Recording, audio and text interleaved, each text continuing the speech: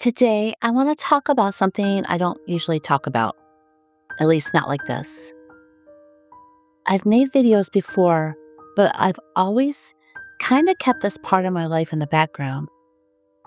Not because I'm ashamed, just, because I didn't know how to say it. I wasn't sure if people would understand, but I've been thinking about it for quite some time now.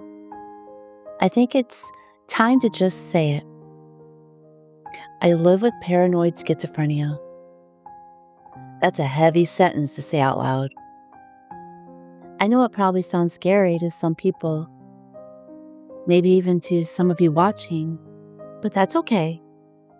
Because I want to show you what it actually looks like. Not the movie version, not the news version, just my version. What it looks like in my kitchen, in the hallway, in my head, when no one's watching. I'm not going to sugarcoat it. It's not easy. Some days, it's real hard. But I've learned how to live with it, and I want to share how I do that. The things I do to stay steady, the things that help, and the things that don't. I'm going to be honest with you the whole time, because I think that's the only way to really understand. I want to say something plain, and because I don't think people really understand what this looks like. Day to day, when nobody's watching. This isn't just having thoughts. It's not overthinking. It's not anxiety. It's not even the same as that inner voice that people talk about. I know what my own thoughts sound like, and this is different. I could be standing in my kitchen, doing something completely normal, cutting vegetables, stirring something on the stove, just going about my day, and then something comes in, clear as anything. And it's not me, doesn't feel like me, doesn't sound like me, but it speaks to me like it knows me. It'll tell me to do things that I would never choose to do, things that go against everything in me, things that make my stomach turn just thinking about them. I want to be clear. I don't act on those things. I stop it. It happens fast. There's no slow build, no warning. 1 second I'm fine. The next, I have to stop what I'm doing and steady myself again. Because it doesn't just pass through. It pushes. It repeats. It presses down on me.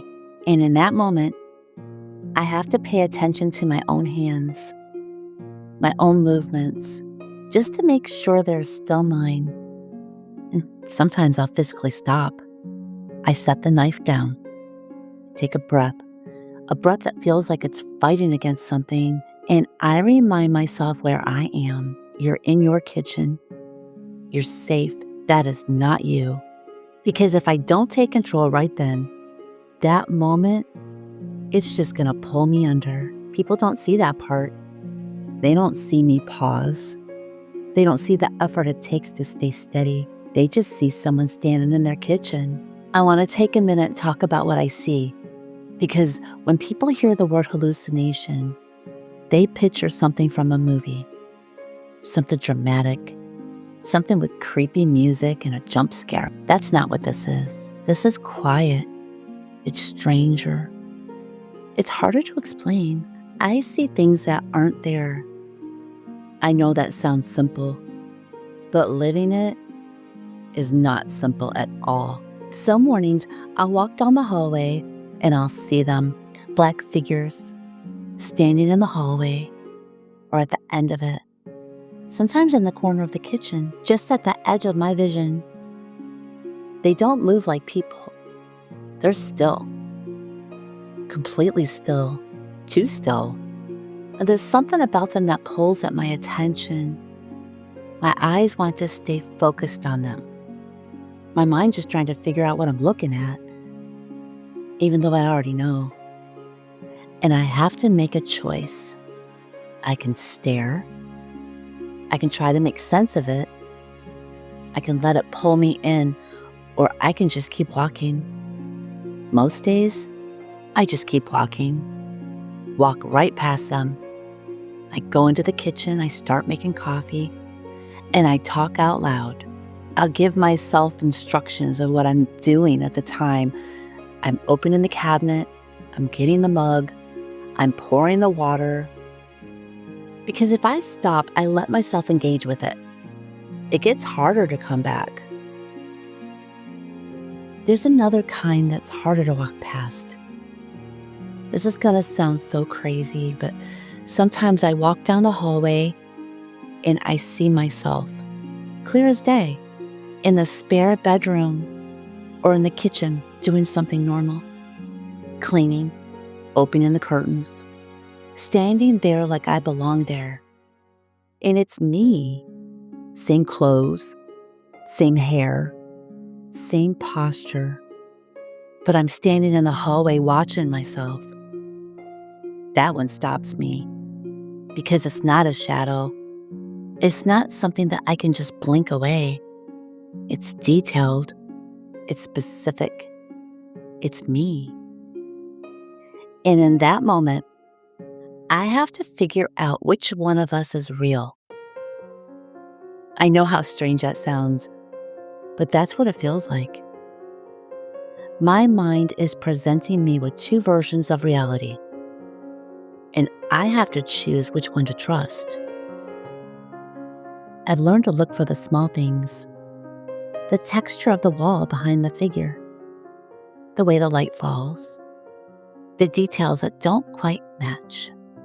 And I remind myself, I am here. I am in the hallway. That is not where I am. And I keep on walking, not because it's easy, and not because I'm not shaken by it, but because I've learned that giving it my attention gives it power. And I need that power for myself. Here's something else people don't understand. Sometimes I'll sit down to eat, just something simple, something I've had 100 times. And then all of a sudden, I don't trust it. Even if I made it myself. Even if someone I love handed it to me. The thought isn't a question. It's a declaration. Something is wrong. It doesn't feel like a passing worry. It feels like fact. My body reacts before my mind can catch up. My chest tightens, my throat closes. My eyes start scanning the food, looking for proof of something I know isn't there. And I have to walk myself back. I have to argue with myself. This is safe. You watched yourself make this. You know where this came from. And then I have to keep going. I have to take a bite, even when it doesn't feel settled yet. And when every part of me is screaming not to. That's what people don't understand. I don't wait until it feels okay. I choose what I know is true. And I move forward anyway, with the fear still sitting in my chest. And then there's the nights I don't want to go to sleep. It's not because I'm not tired. I am so exhausted. But something in my mind is telling me I shouldn't. That if I close my eyes, if I let my guard down, something will happen. Something's going to get me. Or someone else will get hurt because I wasn't there. And I know the people around me. I know my home. I know the doors are locked. I know what's real. But that fear still shows up. And it's so convincing. And I have to sit there in the dark and separate what I know is true from what I'm being told in that moment. It's not a quick fix. It's a constant draining effort. It's choosing over and over again not to give into it. And this isn't something that happens once in a while. This is every day. Some days are quieter, and some days are so loud, it feels like I'm the only one in the room. even when people are standing right next to me. But it's always there in some form. I've had to learn how to live my life with it. I don't get to wait until it disappears. I still have to cook. I still have to clean. I still have to show up. I still have to be a person. And I do, not because it's easy, and not because I feel strong, but because I've had to learn how to manage it. It's a skill I never asked for. So let me tell you what I've learned, what actually helps me. First thing, keep moving. Because if I sit still, it gets louder in my head. The thoughts, the voices, the fear, they fill up the empty space. So I find something to do with my hands. I'll clean something, cook something, bake something, anything. I'll wipe down the same counter twice. I'll organize a cabinet that doesn't need organizing. I'll wash dishes that are already clean. From the outside, it probably just looks like I'm doing chores, like I'm someone who just likes to stay busy. But that's not what it is.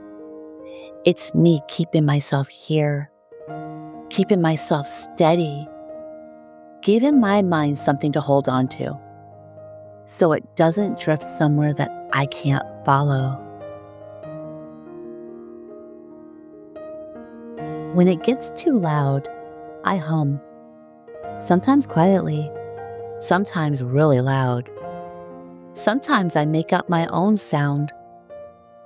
I know how that sounds. It probably looks strange too, but it really works. I cut through the noise, just enough to make me breathe again. I'll talk out loud, not because I don't know what I'm doing, but because the sound of my own voice brings me back. I'm walking into the kitchen. I'm opening the cabinet. I'm getting the mug. I'm pouring the water. Step by step, out loud. It grounds me. It reminds me that I'm here, that I'm the one making the decisions. And I breathe, slow, intentional, even when it feels forced. Even when I'm fighting it the whole time. I make my exhale longer than my inhale, and I tell myself, you're okay. You're still here. I have learned something through all of this, something that took me years to really understand. I don't have to believe everything that comes into my mind, and I don't have to follow it. I can stop. I can question it. I can choose something else. And that doesn't mean it's easy. It just means that I've learned how to respond to it, and I'm still learning every single day. But I didn't learn this overnight. Before I figured out what worked, there were years of trying things that didn't. I tried everything I was told to try. Different medications, different combinations, over and over again. I even did the monthly shot for years. I did everything I was supposed to do because I wanted it to stop. I wanted peace. But the side effects, they were too much. Didn't feel like help. It felt like I was trading one problem for another one I just couldn't live with. There's a day I keep going back to. I'm sitting in my psychiatrist's office, and I'm crying. Not quietly, I mean really crying. I'm telling her everything. What the medication is doing to me, how it makes me feel, how it makes me think, how it's making me want to hurt myself. She doesn't hear me. Not really. Instead, she tells me if I don't take it, she'll have to put me into a mental hospital. That might not sound like a big deal to someone who's never been there, but to me, that's everything. Because I've already been in mental hospitals, many of them, more than once. And it had been 5 years that I had not been to one. 5 years of trying to stay out. 5 years of trying to build a normal life again. And in that moment, it felt like none of that even mattered. Like I was being sent right back, just like that. All I could think was, I can't go back there. Something shifted in me at that moment. It wasn't loud, it was just quiet. I left that office and I never went back. I know how that sounds. I am not telling anyone to do what I did. You should always talk to your doctor. Always. But for me, I couldn't live like that anymore. So I made a decision. I stopped everything, all my medicine. It wasn't easy. And there were moments I questioned it, moments I felt scared, moments I didn't know if I made the right choice. The truth is, this has not gone away. I still see things out of the corner of my eye. I still hear voices. Some days it's quiet, some days it's not. And there's still moments where I feel afraid of my own mind. But I've had to learn how to live with it. And a lot of that learning happens right here at home. In the kitchen, cooking, baking, cleaning the same counter again. It might look ordinary to someone else, but for me, it's not. It's how I stay here. It's how I steady myself. It's how I remind myself that I'm still a person, that I can still create something, and that I can still show up. I want to say something else, something I don't always talk about. In those moments where everything feels loud, and when the voices are just pressing in, when I'm standing in my kitchen wondering if I'm okay, I don't have long prayers. I'll just pray something simple. God, help me get through this. That's enough. There's a verse that says the Lord is close to the brokenhearted. I've held on to that. On the days when my mind doesn't feel safe. On the days when I feel like I'm the only one in the room. No, the scripture says, do not be afraid, for I am with you. I've said that to myself more times than I can count, walking down the hallway, standing at the stove, lying in bed at night, trying to convince myself, it's okay, you can close your eyes. I don't always feel strong, and I don't always feel steady, but I know I am not doing this alone. Even in the moments where my own mind feels loud, God is still there. He sees what I'm carrying, even the parts no one else can see. If you're someone who feels like your own mind is in a safe place, I just want you to know you're not the only one, even if it feels like it right now, even if nobody around you understands, even if you can't explain what's happening inside your head. You're not alone. And if all you did today was make it through the noise, that counts. If all you did was get out of bed, that counts. If all you did was wash one dish, take one breath, or hum one sound to cut through what you were hearing, that counts. It really does. Because sometimes showing up, that's the victory. So when I say this is something I live with, I mean it. This is not a story from the past. It's not something I overcame once and never thought about again. This is right now, today. Even with all of that, I'm still here, still standing in my kitchen. I'm still making meals. still creating something with my hands, and I'm still showing up. And that matters more than people realize, because sometimes just being here, just staying, just choosing to keep going when everything in you wants to run or hide or give up, that's the hardest thing. And it's also the bravest thing. I don't always feel brave, and I don't always feel strong, but I'm still here. So that's where I'm at. And that's what it looks like. The kitchen, the hallway, the moments I have to stop and steady myself, and the things I do to stay here. It's not a story I ever thought I'd tell. Not like this anyway. But I think we don't talk about this stuff enough, and I think people need to hear it. Not the scary version, just the real version. Because if you're out there living with something like this, or if you love someone who is, I want you to know you're not alone.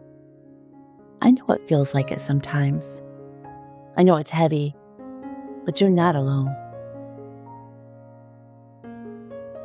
If this video meant something to you, if it made you feel a little less alone, would you share it with someone who might need to hear it? You never know who's struggling in silence. And sometimes, just knowing someone else gets it changes everything. Until then, remember, if all you did today was make it through the noise, that's enough. And I'll see you next time.